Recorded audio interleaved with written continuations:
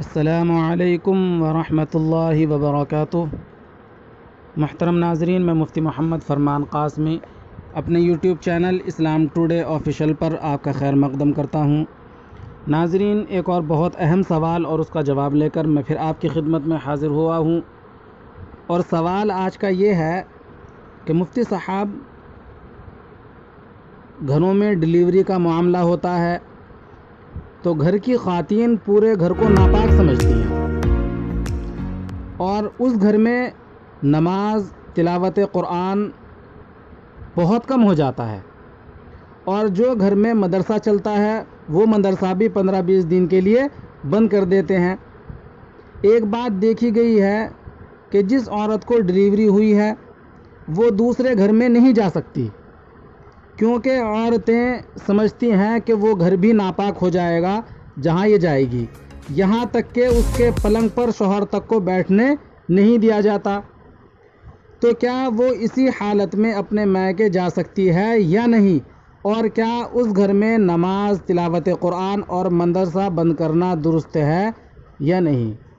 تو محترم ناظرین، قبل اس کے کہ میں سوال کا جواب آپ کے گوشے گزار کروں، آپ سے اتنی درخواست ہے کہ اگر آپ ہمارے چینل پر نئے ہیں اور آپ نے ابھی تک ہمارا چینل سبسکرائب نہیں کیا تو چینل کو ضرور سبسکرائب کر لیں۔ تو آئیے دوستو، جواب جانتے ہیں۔ دنیا میرے نبی کے زمانہ نبی کا ہے۔ محترم ناظرین، جواباً عرض ہے، پہلے آپ تمہید کے طور پر یہ جان لیں کہ بچے کی ولادت کے بعد عورت کو جو خون آتا ہے وہ نفاس کا خون کہلاتا ہے۔ اس کی زیادہ سے زیادہ مدت 40 دن ہے۔ ان ایام میں عورت ناپاک رہتی ہے، یعنی جب تک نفاس کا خون آتا رہے عورت کے لیے نماز، روزہ اور تلاوت قرآن کی ممانعت ہے۔ لیکن یہ ناپاکی حکمی ہے، یعنی اس حالت میں اگر عورت کے ہاتھ پر کوئی ظاہری نجاست نہ ہو تو دوسروں کو چھونے سے وہ شخص یا وہ جگہ ناپاک نہیں ہوگی۔ حضرت ابو ہریرہ رضی اللہ تعالی عنہ سے روایت ہے کہ وہ حالت جنابت میں رسول اللہ صلی اللہ علیہ وسلم سے راستے میں ملے۔ آپ صلی اللہ علیہ وسلم نے ان سے مصافحہ کیا۔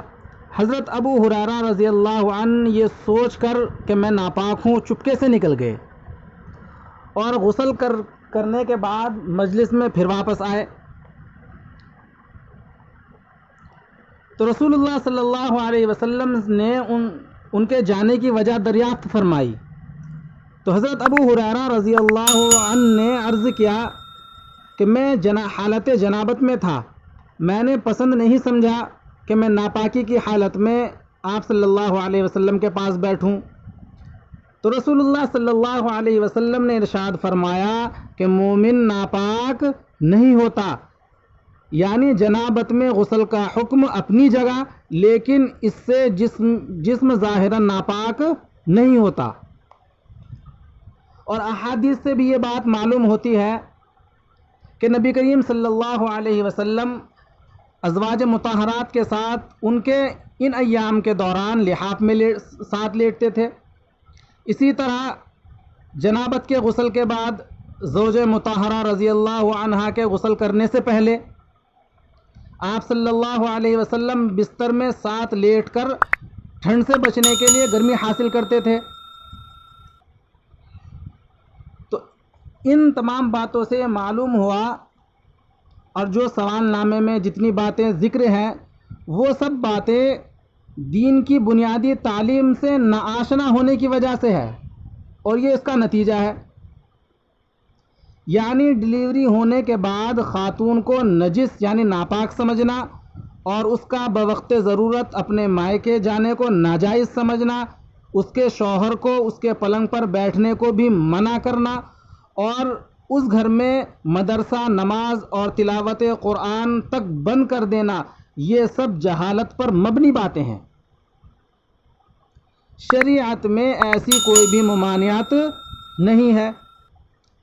ایسی خاتون بوقت ضرورت میکے بھی جا سکتی ہے، اس مکان میں دینی تعلیم، تلاوت قرآن، نماز وغیرہ سب درست ہے۔ اسی طرح بوقت ضرورت شوہر کا اپنی بیوی کے پاس بیٹھنا اور اسے چھونا اور بوس و کنار کرنا سب جائز ہے، البتہ دخول کرنا جائز نہیں ہے۔